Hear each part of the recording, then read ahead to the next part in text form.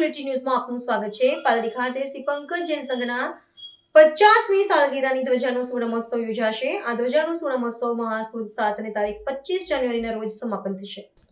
પંકજ જૈન સંઘના અધિપતિ શ્રી સંભવનાથ દાદાની અસીમ કૃપાથી 50મી સાલગીરીની ધ્વજા સુવર્ણ મહોત્સવનો પ્રારંભ 17 જાન્યુઆરી પોષવદ 14ના શનિવારના રોજ શ્રી પંકજ જૈન સંઘના સ્થાપક પરમ પૂજ્ય શ્રી ભદ્રકર સુરેશ્વરજી મહારાજના પ્રશિષ્ય રત્ન પૂજ્ય બાપજી મહારાજ સાહેબની ઉજ્જવલ પરંપરાના સંવાહક ગચ્છાધિપતિ પરમ પૂજ્ય શ્રી નરરત્ન સુરેશ્વરજી મહારાજ સાહેબશ્રીની નિશ્રામાં યોજાનાર છે। આ ધ્વજા સુવર્ણ મહોત્સવ મહાસુદ 7 અને તારીખ 25 જાન્યુઆરીના રોજ સમાપન થશે। પંકજ જૈન સંઘના ટ્રસ્ટી શ્રી અશોકભાઈ જયંતિલાલ શાળે શ્રી પંકજ જૈન સંઘની 50મી સાલગીરાની ધ્વજા સુવર્ણ મહોત્સવ અંગે માહિતી આપતા જણાવ્યું હતું કે 9 દિવસ ચાલનારા ધ્વજા સુવર્ણ મહોત્સવ દરમિયાન મહોત્સવના પ્રથમ દિવસે અર્થાત આજે 1008 જેટલા જૈન શ્રાવક અને શ્રાવિકા સામૂહિક આયંબિલ તપ કરશે। 24 ભગવાનના ત્રિગડા સાથે સ્નાત્ર મહોત્સવમાં જેમાં શ્રી સંભવનાથ ભગવાન, આદિશ્વર ભગવાન અને મહાવીર સ્વામી ભગવાનનો સમાવેશ થાય છે।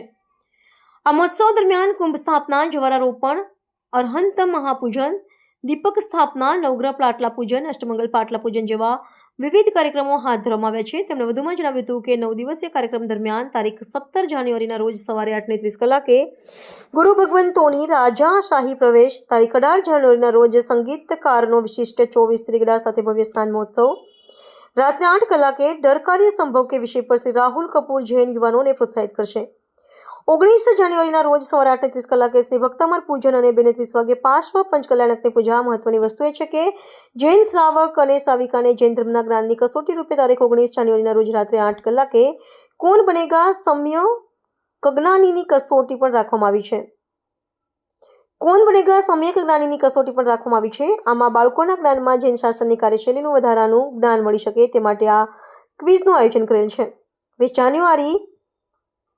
20 જાન્યુઆરીના રોજ સવારે 8:30 કલાકે શ્રી સંતીરકર પૂજન, બપોરે 2:30 કલાકે સાધ્યુજી ભગવતોનું પ્રવચન, 21 જાન્યુઆરીના રોજ ભવ્ય અહર્ત મહાપૂજન, 22 જાન્યુઆરીના રોજ સવારે 8:30 કલાકે ભવ્ય અહંત મહાપૂજન, 2 રાત્રે 8 કલાકે એક શામ સંભવનાથ ભગવાન કે નામ, 23 જાન્યુઆરીના રોજ સવારે 8:30 કલાકે ભવ્ય રથયાત્રા, બપોરે 12:30 કલાકે અરિહંત મહાપૂજન, 3 તેમજ સાંજે 8 કલાકે મહાઆરતી, 24 જાન્યુઆરીના રોજ શુભ મુહૂર્તે 50મી ધ્વજારોહણ, બપોરે 12:39 કલાકે બૃહદ શાંતિ સ્નાન, સાંજે 7 કલાકે મહાપૂજા ઉદઘાટન, જિનાલય, 25મી જાન્યુઆરીના રોજ સવારે શુભ મુહૂર્તે દ્વારા ઉદઘાટન, 17 ભેદી પૂજા સંભવ મહિલા મંડળ દ્વારા ભણાવાશે।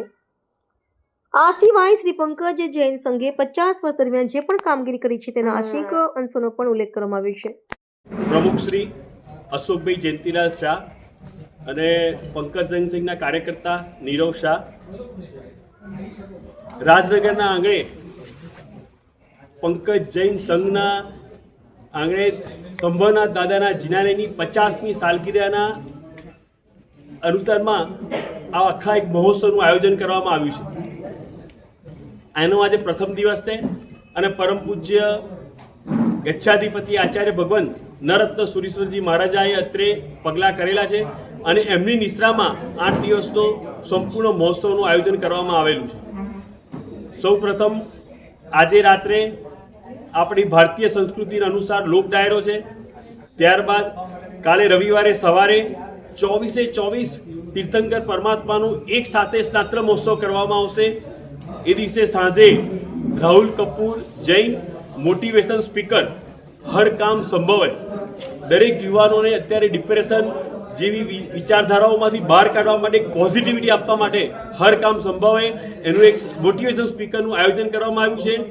ત્યારબાદ રોજ સવારે અમારા ત્યાં ધાર્મિક અનુષ્ઠાનો ચાલશે અને રોજ સાંજ પડે એ સામાજિક કાર્યક્રમો, સ્ત્રી ઉત્થાનના કાર્યક્રમો, બાળકોને ડ્રામા, સંગીત એના દ્વારા પોતાને એક સ્પેસ મળે અને પોતાનામાં એક નવી હિંમત પ્રગટે એવા કાર્યક્રમોનું આયોજન કરવામાં આવ્યું છે।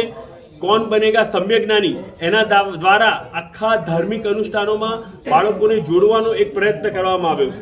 ત્યારબાદ બાળકો અમારી પાઠશાળાના 100 જેવા બાળકો દ્વારા જ એક નાટકનો પ્રયોગ કરવામાં આવ્યો છે, જેના દ્વારા બાળકોને સ્ટેજ ફિયર હોય છે એ દૂર થાય એવો એક પ્રયત્ન કરવામાં આવેલો છે।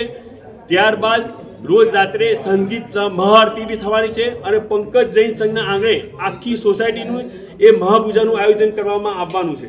પંકજ જૈન સંઘના 50 વર્ષના ઇતિહાસની અંદર જે પણ સુકૃત કાર્યો થયા છે તે સર્વની યાદ આપતો એ આખી અમારી સોસાયટીની આ જે લાઈન છે એને કવર કરી અને એના જૂના બધા જે અનુષ્ઠાનો યાદ કરી અને આનાથી આખો સજાવવામાં આવ્યો છે. અમારી આખી સોસાયટીમાં ઘરે ઘરે લોકોએ પોતાના સ્વયં ઉત્સાહથી ઘર ફ્લેટ બંગલો એની રોશની કરી અને લોકોએ પોતાનો ઉત્સાહ રજૂ કરેલો છે. અને આ સર્વના દર્શન વંદન કરવા માટે અમારા જૈન સમાજના અને જૈનેતર બધા જ લોકોને અત્રે પધારવાનું અમારા તરફથી ખૂબ જ આમંત્રણ છે.